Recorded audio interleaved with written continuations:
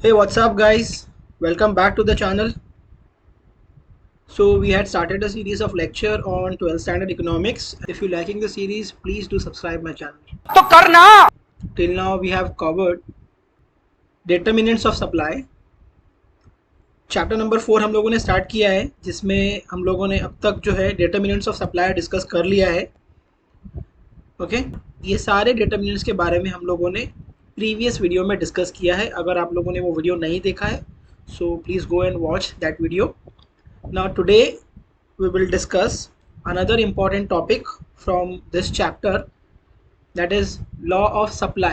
Okay, ये question equally important है law of demand के. जैसे law of demand 4 या 8 मार्क्स, ज़्यादातर तो law of demand 8 मार्क्स के लिए ही आता है. ये लॉ जो है वो या तो 4 मार्क्स के लिए आएगा, और अगर आया तो ये लॉन्ग आंसर में 8 मार्क्स के लिए भी पूछ सकता है. ओके, कंप्लीट लॉ अगर पूछना होगा तो वो 8 मार्क्स के लिए भी आ सकता है. और अगर पार्शियल पूछना है, यानी कि पार्शियली कैसे पूछेगा, it may ask you to write only the exceptions of this particular law. ठीक है, जो भी इस लॉ के एक्सेप्शंस हैं डायरेक्टली आपको वो लिखने होंगे अगर 4 मार्क्स में आया तो. ओके, अगर 8 मार्क्स में आया तो complete law from the beginning. ठीक है, so let's try to understand what this law of supply states. First of all, again this law is also was explained by Professor Marshall. तीनों भी law of DMU, law of demand and law of supply, तीनों law को एक ही person ने, एक ही economist Alfred Marshall ने explain किया है. Okay, in his book principles of economic. ठीक है, in the year 1890. This book was published in the year 1890. ठीक है, तो ये जो स्टेटमेंट होगी वो तीनों लॉ के लिए सेम होगी. Okay, how to write the introduction part of this law. The law of supply was introduced by Professor Alfred Marshall in his famous book called Principles of Economic in the year 1890. Okay, this will be your introduction part. And further, इसमें आप include कर सकते हो that this law explains the functional relationship between price of a commodity and its quantity supply. क्या explain करता है ये law? Price and supply को एक्सप्लेन करता है. ये दोनों के बीच का जो फंक्शनल रिलेशन है वो ये लॉ एक्सप्लेन करता है. Okay, now let's see the statement of this law. So according to Alfred Marshall, other thing being constant, again similar to what we discuss in law of demand. Law of demand में भी हम लोगों ने देखा था other thing being constant. जब भी ये अदर थिंग बीइंग कांस्टेंट हम लिखते हैं, इसका मतलब इन शॉर्ट शर्तें लागू, कंडीशन अप्लाई, यानी कि the given assumption should be fulfil, then only this law will hold true. Other thing being constant लिखने का पर्पस यहाँ पे ये है कि ये लॉ को प्रूव करने के लिए कुछ कंडीशंस रखी गई है, कुछ असम्पशंस रखे गए हैं, वो सारे असम्पशंस फुलफिल होने चाहिए. तब क्या होगा, then higher the price of commodity, more is the quantity supplied, and lower the price of commodity, less is the quantity supplied. Okay, Alfred Marshall का कहना है कि जितने भी assumptions बोले गए हैं वो अगर पूरे होंगे तो कमोडिटी का प्राइस ज़्यादा मिलने पे ज़्यादा क्वांटिटी सप्लाई होगा, और कमोडिटी का प्राइस कम मिलने पे कम क्वांटिटी सप्लाई होगा. ठीक है, तो this was the statement given by professor Marshall. Then this is the functional relationship between price and quantity supply. Okay, symbolical expression of functional relationship. Now moving further, this is a supply schedule. If you observe this schedule, जैसे जैसे price बढ़ता जा रहा है from 10 to 20, then 30, then 40, then 50, वैसे वैसे quantity supply भी जो है वो बढ़ता जा रहा है. देखो, अगर आप ध्यान से देखो तो जब प्राइस कम था, that is 10 rupees, total quantity supply of commodity x was 100 kg. और जैसे जैसे प्राइस बढ़ गया है ना, प्राइस जो है 10 से 50 पे आ गया, क्वांटिटी सप्लाई भी जो है वो बढ़कर 500 पे आ गया, 100 से बढ़ के वो 500 पे आ गया. ठीक है, so this is the rational behaviour of a rational producer. अगर प्रोड्यूसर रैशनल है, रैशनल यानी कि साउंड माइंड है, एक नॉर्मल प्रोड्यूसर है, तो वो ज़्यादा प्राइस पे ज़्यादा सप्लाई करता है, वो कम प्राइस पे कम सप्लाई करता है. Okay, now on the basis of this schedule you have to draw one diagram. Okay, Y axis and X axis, Y axis पे हम लोग ने रखा है प्राइस एंड एक्स एक्सिस पे रखा है क्वांटिटी सप्लाई। ठीक है, यही जो वैल्यूज आपने लिया है उसी को यहाँ पे प्लॉट करेंगे हम लोग। ठीक है, प्राइस को यहाँ पे ले लेंगे 10, 10, 20, 30, 40, 50 and similarly quantity supply 100, 200, 300, 400 and 500। ठीक है, सो जब प्राइस 10 था, क्वांटिटी सप्लाई 100 यूनिट था, तो अगर आप देखो यहाँ पर 10 रुपीज प्राइस पे 100 kg क्वांटिटी सप्लाई हो रहा था। ठीक है, प्राइस बढ़ गया 10 to 20, क्वांटिटी सप्लाई भी बढ़ गया 100 to 200। देखिए यहाँ पर। ठीक है, सिमिलरली 300 पे 300, 400 पे 40 पे 400। ओके, एंड लास्ट वन 50 पे जो है क्वांटिटी सप्लाई इंक्रीज टू 500। ठीक है, so because of this our supply curve is moving upward from left to right. ठीक है, so on the basis of this schedule only you have to draw this diagram. ठीक है, and this diagram shows that as the price goes on increasing, quantity supply will also goes on increasing and vice versa. Moving further, now let's see the assumptions. ये बात जो है, ये जो price बढ़ने पे क्वांटिटी सप्लाई बढ़ता है, इस बात को प्रूव करने के लिए कुछ कंडीशंस बताई गई है। अगर वो कंडीशंस फुलफिल नहीं होगी तो ये लॉ वैलिड नहीं रहेगा। So let's see what are those conditions or assumptions. So first of all, cost of production. ठीक है, this law assumes that the cost of production should remain constant. ठीक है, मान लो कि कॉस्ट ऑफ प्रोडक्शन जो है वो कांस्टेंट नहीं है, चेंज हो रहा है। फॉर एग्जांपल हम लोग यहाँ पे लिखते कि अगर जो कॉस्ट ऑफ प्रोडक्शन है, पहले तो वो कांस्टेंट होना चाहिए, यहाँ पे हम लोग ऐड कर देते remain constant. Okay, cost of production remain constant. क्या होगा अगर कॉस्ट ऑफ प्रोडक्शन कांस्टेंट नहीं रहा तो? So it's a very common thing, if cost of production is increasing, बनाने का जो खर्चा है वो अगर बढ़ेगा, then producers can not produce more quantity. अगर आप एक प्रोड्यूसर हो और कोई प्रोडक्ट बनाने के लिए आपका खर्चा बढ़ गया, तो आप ज़्यादा यूनिट नहीं बना सकते हो, isn't it? सो अगर आप ज़्यादा यूनिट नहीं बना सकते हो तो आप ज़्यादा सप्लाई भी नहीं कर सकते हो, isn't it? इसीलिए ये एज्यूम किया गया है कि कॉस्ट ऑफ प्रोडक्शन कांस्टेंट होना चाहिए, ना तो इंक्रीज ना तो डिक्रीज। मान लो अगर कॉस्ट ऑफ प्रोडक्शन कम हो गया, so you will produce additional unit, है ना, आपके पास थोड़ा पैसा एक्स्ट्रा रहेगा, आप ज्यादा यूनिट बनाने लगोगे। And since you have more unit produced, you will supply more quantity even at a lower price, आप कम प्राइस में भी ज्यादा सप्लाई करने लगोगे। इसीलिए कॉस्ट ऑफ प्रोडक्शन बढ़ना भी नहीं चाहिए, कॉस्ट ऑफ प्रोडक्शन कम भी नहीं होना चाहिए, वरना होगा ये कि अगर कॉस्ट ऑफ प्रोडक्शन बढ़ गया तो आपका क्वांटिटी प्रोडक्शन चेंज हो जाएगा, यानी कि टोटल प्रोडक्शन आपका चेंज हो जाएगा, जिसकी वजह से सीधा सीधा आपके सप्लाई पे इफेक्ट होगा, irrespective of market price. Market में प्राइस कुछ भी हो, लेकिन फिर भी आपका सप्लाई चेंज हो जाएगा। That is why it is assumed that the cost of production should remain constant. Second factor is, second assumption is constant technique of production. ठीक है, technique of production means whatever technology और the method the producer is using, it should remain constant. ठीक है, मान लो कि दो तरह की टेक्नोलॉजी के बारे में बात कर लेते हैं यहाँ पे, लेटेस्ट और आउटडेटेड।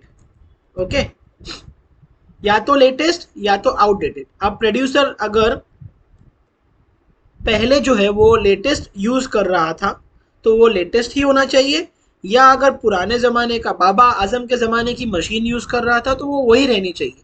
वो लेटेस्ट से आउटडेटेड पे नहीं आना चाहिए, आउटडेटेड से लेटेस्ट पे नहीं जाना चाहिए, वरना होगा क्या, मान लो कि पहले लेटेस्ट यूज़ करता था, अब लेटेस्ट से आउटडेटेड पे आ गया, है ना, मशीन सस्ती मिल रही है कोई पुरानी वाली तो वो खरीद लिया।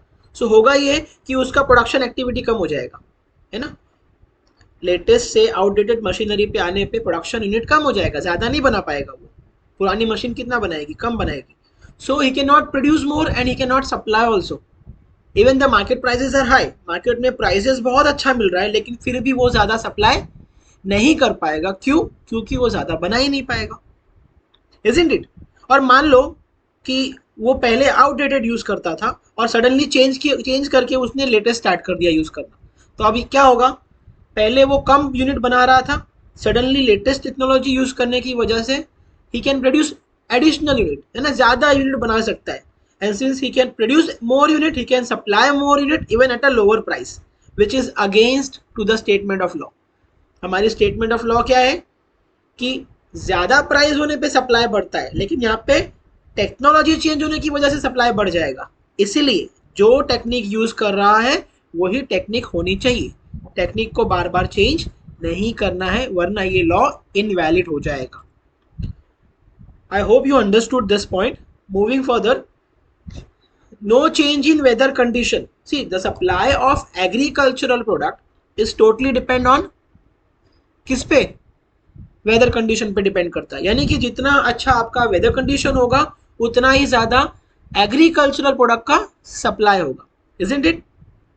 लेकिन यहाँ पे पॉइंट ये बोल रहा है कि नो चेंज, मतलब वेदर कंडीशन भी आपका कांस्टेंट होना चाहिए। ठीक है, वेदर कंडीशन या तो बहुत ज्यादा फेवरेबल हो सकता है, ओके, या तो फिर अनफेवरेबल हो सकता है। ठीक है, तो अगर बहुत ज्यादा फेवरेबल है, ठीक है, बहुत ज्यादा फेवरेबल है, सो प्रोडक्शन क्या होगा? Automatically production will increase. Favourable weather condition की वजह से प्रोडक्शन बढ़ जाएगा, और जब प्रोडक्शन बढ़ जाएगा तो क्वांटिटी सप्लाई भी बढ़ जाएगा, बट प्राइस तो नहीं बढ़ा। इस लॉ के स्टेटमेंट के अकॉर्डिंग सप्लाई तब बढ़ता है जब प्राइस बढ़ता है, लेकिन यहाँ पे फेवरेबल कंडीशन की वजह से सप्लाई बढ़ रहा है, which is against to the statement of law. Similarly अगर वेदर कंडीशन अनफेवरेबल हो गया, बारिश ही नहीं हो रही है, ठीक है, सूखा पड़ा हुआ है, तो ऐसे केस में ऑटोमेटिकली प्रोडक्शन कम हो जाएगा, और प्रोडक्शन कम हो गया तो सप्लाई भी कम हो जाएगा। सो जो फार्मर्स है they can not supply more quantity even the market prices are high. Market में बहुत अच्छा प्राइस लोग देने तैयार है, बट फिर भी सप्लाई नहीं हो सकता है क्योंकि वेदर कंडीशन अनफेवरेबल है। इसलिए ये एज्यूम किया गया है कि वेदर कंडीशन ना तो बहुत ज़्यादा फेवरेबल होनी चाहिए और ना तो अनफेवरेबल होनी चाहिए, क्योंकि दोनों भी केसेस में होगा ये कि सप्लाई जो है वो प्राइस की वजह से चेंज नहीं होगा, वो फेवरेबल या अनफेवरेबल सिनेरियो की वजह से चेंज होगा। Okay, next one is no change in government policy. Which policy we are talking about? We are talking about government's taxation policy. So whatever the profit the producer earns, वो पैसा क्या करता है? Again वो अपने business में invest करता है ना। जो भी पैसा कमाएगा प्रोड्यूसर वो अपने बिजनेस में ही लगाएगा। सो अगर उसने 1 लाख रुपया कमाया है तो 1 लाख इन्वेस्टमेंट करेगा, 50,000 कमाया है तो 50,000 इन्वेस्ट करेगा। So whatever he earn, he has to pay some part of his income to the government in the form of taxes. Tax के फॉर्म में कुछ अपनी इनकम का पार्ट गवर्नमेंट को देना पड़ता है। मान लो कि प्रोड्यूसर ने 1 लाख रुपया कमाया, अब 1 लाख के ऊपर जो है उसको 30% गवर्नमेंट को देना है। ठीक है, 1 लाख पे 30% अगर गवर्नमेंट को दे दिया तो उसके पास बचा कितना? यस सर बताइए, 70,000 रुपया बचेगा उसके हाथ में। And this 70,000 is actually his profit, है ना, जो उसका after making the payment of taxes इसके हाथ में जो बचेगा वो उसका प्रॉफिट हो जाए, नेट प्रॉफिट।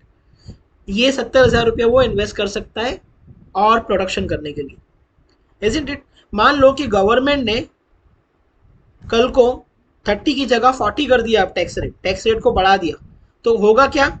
प्रोड्यूसर के हाथ में अब सिर्फ 60,000 बचेगा, यानी कि टैक्स रेट बढ़ने की वजह से प्रोड्यूसर के हाथ में जो प्रॉफिट था वो कम हो गया। सो सिंस उसका प्रॉफिट मार्जिन कम हो गया, नेट प्रॉफिट कम हो गया, ही can not invest more, he can not produce मोर, ज़्यादा क्वांटिटी नहीं बना पाएगा, और ज़्यादा क्वांटिटी नहीं बना पाएगा तो ज़्यादा सप्लाई भी नहीं कर पाएगा। ठीक है, चाहे मार्केट में प्राइस अच्छा मिल रहा है प्रोडक्ट का, लेकिन वो ज़्यादा बना ही नहीं सकता है। क्यों नहीं बना सकता है? क्योंकि उसके पास पैसा ही नहीं है। क्यों नहीं है पैसा? क्योंकि गवर्नमेंट ने टैक्स रेट बढ़ा दिया। ओके, रिवर्स केस भी हो सकता है, मान लो कि 30 की जगह गवर्नमेंट ने 20% कर दिया, अब ये केस में क्या होगा, उसके हाथ में बचेगा 80,000 रुपीज। नाउ 70,000 के कंपेयर में अब उसके पास 10,000 और एक्स्ट्रा है, now he can produce more unit, वो और ज्यादा यूनिट बना सकता है। 70,000 के कंपेयर में 80,000 में ज्यादा यूनिट बनेंगे, तो वो ज्यादा सप्लाई करने लगेगा लोअर प्राइस पे भी। इसीलिए ये एज्यूम किया गया है कि गवर्नमेंट की टैक्स पॉलिसी जो है वो कांस्टेंट होनी चाहिए, चेंज नहीं होनी चाहिए, वरना प्रोड्यूसर जो है वो अपने सप्लाई को चेंज करेगा इररिस्पेक्टिव ऑफ मार्केट प्राइस। उसके प्रोडक्ट का कुछ भी प्राइस होने दो, वो टैक्स रेट की वजह से अपना सप्लाई चेंज करेगा, मार्केट प्राइस की वजह से नहीं। Okay, next one is no change in transport cost. Somewhere you can relate this point with the first one, जो प्रोडक्शन का कॉस्ट है उससे आप रिलेट कर सकते हो ये सेलिंग का कॉस्ट है। चाहे कॉस्ट प्रोडक्शन का हो चाहे कॉस्ट सेलिंग का हो, कॉस्ट तो कॉस्ट ही होता है, इजंट इट। तो अगर ट्रांसपोर्ट कॉस्ट बढ़ गया, तो जैसे प्रोडक्शन कॉस्ट सप्लाई पे अफेक्ट करता है, ज़्यादा यूनिट नहीं बना पाएगा प्रोड्यूसर, वैसे ही ट्रांसपोर्ट कॉस्ट भी तो सप्लाई पे अफेक्ट करेगा। अगर उसका मार्केट में भेजने का ही खर्चा बढ़ गया, फ्यूल के प्राइसेस बढ़ गए, ठीक है, या तो फिर व्हाट कॉल ऑक्ट्राई ड्यूटीज़ वगैरह बढ़ गई, या किसी तरह का किसी भी रीज़न से जो है ट्रांसपोर्ट का खर्चा बढ़ गया, ठीक है, ड्राइवर ने ज़्यादा डिमांड कर लिया, क्लीनर ने ज़्यादा डिमांड कर लिया, ठीक है, तो अगर मार्केट में बेचने का कॉस्ट बढ़ गया, again producer would have less money in hand to produce additional unit, he cannot produce extra unit, and since he cannot produce extra unit, he cannot supply more, even the market prices are high, he cannot supply more। Market में product का price बहुत अच्छा मिलने के लिए तैयार है, but फिर भी वो सप्लाई नहीं करेगा, क्यों, क्योंकि उसके पास ज्यादा बनाने के लिए पैसा ही नहीं है। रिवर्स केस में ऑल्सो हैपन्स, अगर ट्रांसपोर्ट कॉस्ट कम हो गया तो उसके पास एक्स्ट्रा पैसा बचेगा, वही पैसों को वो प्रोडक्शन में लगा देगा और ज़्यादा यूनिट बनाकर ज़्यादा सप्लाई करेगा, मार्केट प्राइस चाहे कम भी क्यों ना हो। That is why there should not be any change in the cost of transport. Okay, then next one is price of other goods remain constant. Here we are talking about substitute goods. अगर एक producer है जो दो तरह के product produce कर रहा है, हम लोग फार्मर को ले लेते हैं एग्जांपल में। Farmer, let's say for example farmer जो है वो व्हीट एंड राइस दो प्रोडक्ट बना रहा है, प्रोड्यूस कर रहा है। यहाँ पर हम लोग लिखते हैं ओके, व्हीट एंड राइस, एक फार्मर है, वो भी प्रोड्यूसर ही होते हैं ना फार्मर भी। तो यहाँ पर फार्मर जो है वो व्हीट एंड राइस प्रोड्यूस कर रहा है, मार्केट में उसको जो है व्हीट का रेट 10 रुपीज़ kg के हिसाब से मिल रहा है, ठीक है, उसको उसके व्हीट का रेट जो है 10 रुपया पर kg के हिसाब से उसको मार्केट रेट मिल रहा है, और राइस का जो है उसको 20 रुपीज़ पर kg के हिसाब से मिल रहा है, ठीक है।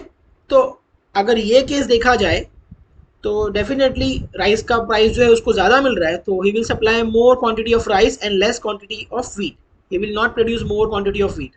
व्हीट को ज़्यादा बना के कुछ फ़ायदा नहीं है क्योंकि उसका रेट उसको कम मिल रहा है। बट मान लो कि कल मतलब let's say for example in a particular year wheat का प्राइस जो है अब उसको 15 रुपीज़ पर kg के हिसाब से मिलने लगा है, और राइस का प्राइस अब भी 20 रुपीज़ पर kg ही है। अब ऐसे केस में क्या करेंगे, फार्मर क्या करेगा, अगर वो कंपेयर करेगा तो रिलेटिवली, अगर मैं रिलेटिव देखें यहाँ पर, रिलेटिवली उसको व्हीट के प्राइस में थोड़ा सा इंक्रीमेंट मिल रहा है, 5 रुपीज़ पर kg उसको एडिशनल मिल रहा है, इजंट इट, है ना। दिखने के लिए यहाँ पे 15 रुपीज़ ही है जो 20 से कम है, लेकिन अगर रिलेटिव देखा जाए तो यहाँ पर 15 रुपीज़ में 5 रुपीज़ उसको बढ़ के मिल रहा है, यानी कि प्राइस बढ़ गया। सो इन दिस केस, है ना, अगर व्हीट का प्राइस 10 से 15 हो गया, so farmer will decrease his production of rice and he will supply more quantity of wheat, है ना। यानी कि एक का प्राइस चेंज होने की वजह से दूसरे का सप्लाई चेंज हो गया, राइस का सप्लाई कम हो गया और सडनली व्हीट का सप्लाई बढ़ गया क्योंकि व्हीट का प्राइस चेंज हो गया, है ना। एक का प्राइस दूसरे के सप्लाई पे अफेक्ट कर रहा है। राइस का प्राइस तो चेंज नहीं हुआ, कांस्टेंट ही है, बट फिर भी उसका सप्लाई चेंज हो रहा है ना, सप्लाई कम हो रहा है राइस का, which is against to the statement of law कि जब प्राइस कम होता है तब सप्लाई कम होता है, लेकिन राइस का प्राइस तो कांस्टेंट ही है, बट फिर भी उसका सप्लाई कम हो जाएगा, यानी कि एक के प्राइस दूसरे के सप्लाई पे अफेक्ट करता है। तो in order to avoid this there should not be any change in the price of substitute goods. Substitute का प्राइस कांस्टेंट ही रहना चाहिए, वरना ये लॉ वैलिड नहीं रहेगा। क्यों? क्योंकि एक का प्राइस किसी दूसरे सब्स्टिट्यूट प्रोडक्ट का सप्लाई चेंज कर देगा। ठीक है, and last one is no future expectation. Okay, no future expectation यानी कि जो प्रोड्यूसर्स है वो फ्यूचर प्रिडिक्शन नहीं करना चाहिए, यानी कि मुझे कल को अच्छा प्राइस मिलेगा या मुझे कल को कम प्राइस मिलेगा, ये सब नहीं सोचना चाहिए। ठीक है, मान लो कि एक शुगर प्रोड्यूसर है जिसको शुगर का करंट रेट जो है वो 35 रुपीज़ पर केजी मिल रहा है।